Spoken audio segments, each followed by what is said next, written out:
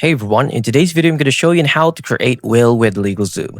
Now, first, all you need to do is to put your final wishes, including beneficiaries, executors, legal guardians for minors, and custodial for pets or on paper. Now, to be legally bring document, it typically must be witnessed, which is usually by at least two people, and signed by a notary public. Now, many people use an online will service, which provides step-by-step instructions and a template.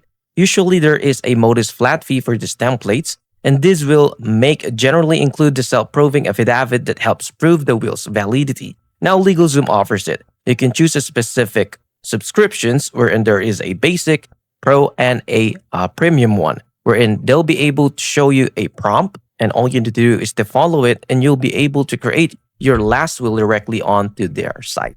And that's it. If you find this video helpful, please like and subscribe, and I'll see you into the next one. Thank you for watching.